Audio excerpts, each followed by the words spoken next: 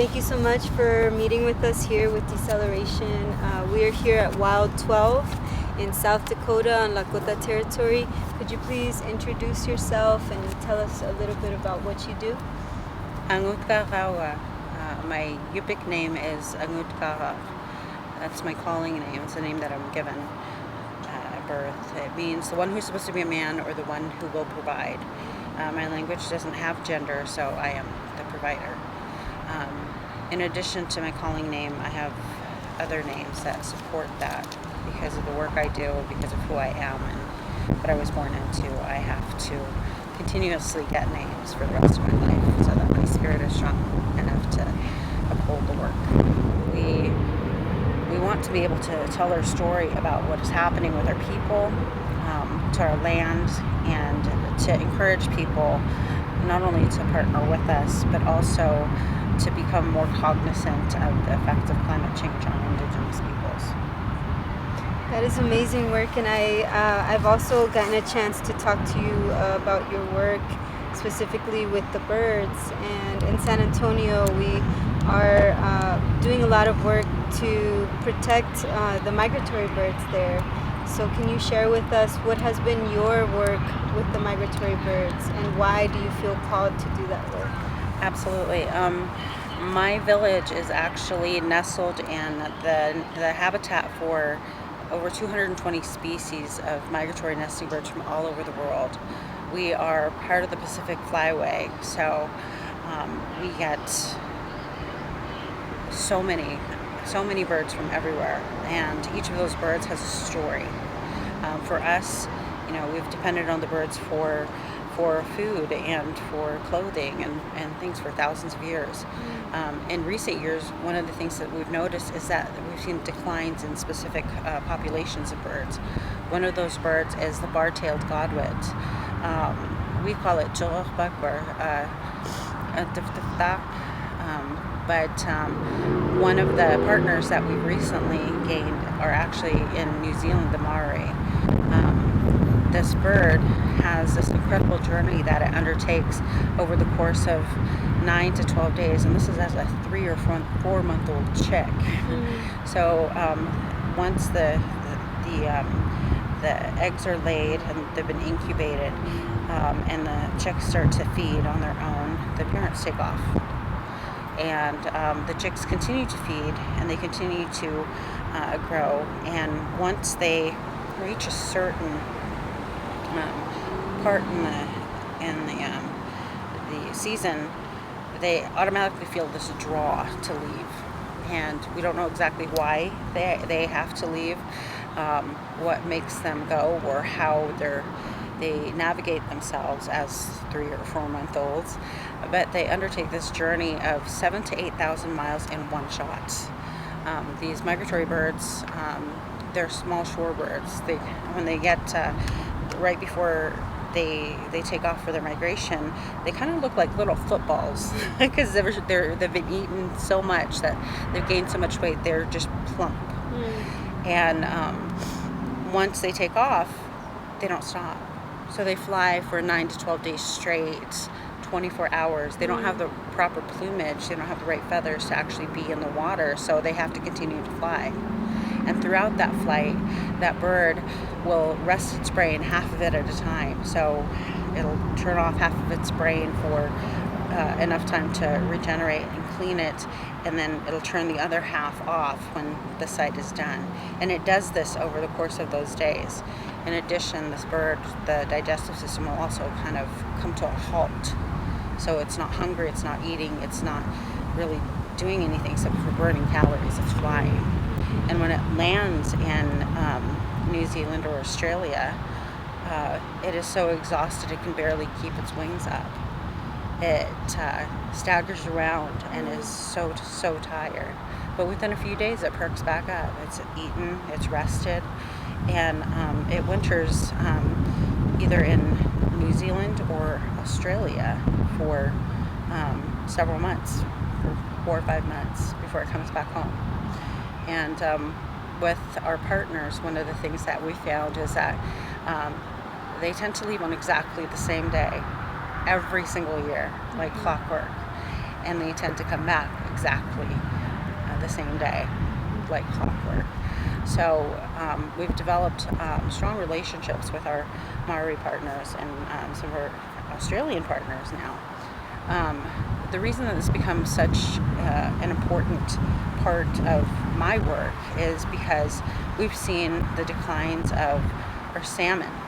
So we're salmon people, as you can see. Salmon are very important to me.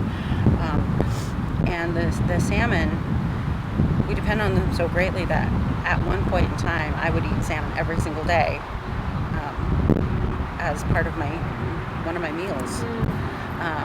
Since we've seen the rapid declines, we see that other animals within our ecosystem are starting to share the effects of climate change and this climate crisis that we're undergoing. Birds are also super important to us, and as I said before, each bird has a story. We look at our birds as global citizens. They don't have allegiance to a country. They don't subscribe to these imaginary borders. They are just birds. And we're learning the cultural story from the Maori standpoint. The waka, the bar-tailed godwit, is incredibly important to Maori culture. From what I was told, they are credited with actually helping the Maori find New Zealand.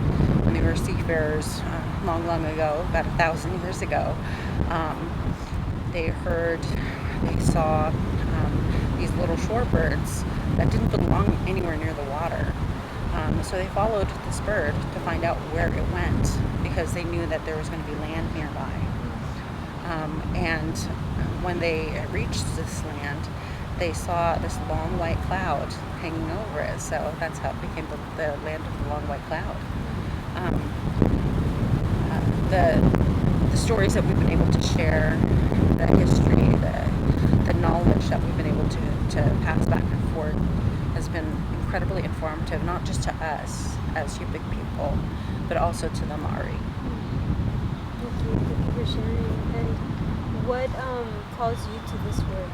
What drives you to share these stories or work with birds?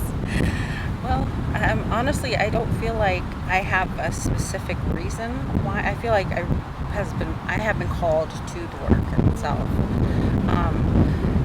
There are a lot of things in my life and the work where it has chosen me, regardless of if it's a leader from my village or if it's in traditional medicine. I have unexpectedly become a spokesperson not only for my people, but also the animals, the wildlife, the fish that inhabit our land. The thing that I think is really important for most people that don't understand what an Indigenous lifeway is like is that they don't understand how integrated everything is, how everything is connected. I will tell people time and time again, and I will continue to tell them, that everything in our life is a relationship. It's all bound by relationships. These connections that have an impact on other things, regardless of whether you think they're connected or not. So in my life and my teachings, the things that I was brought to believe is that our life is a spiritual practice, and everything within that practice must remain in balance. We have choices that feed that practice, or we have choices that take away from that practice. And maintaining these relationships with our non-human relatives is one part of that. Because we know that if we cannot take care of the animals that feed us, the land that houses us and we belong to, the waters that bring us our salmon, the waters that bring us our Ceibas, the waters that give us things to quench our thirst, then we won't be alive. The work that's happening here at WILD12 is starting to reflect some of the things that are happening here in the United States as a whole. Over the past few years, the federal government has started to institute programs and policies related to home management, co-stewardship of lands, waters, and also managing game. The reason that they've done this is because, frankly, everything that they have done up until now, these agencies, these institutions, has not worked.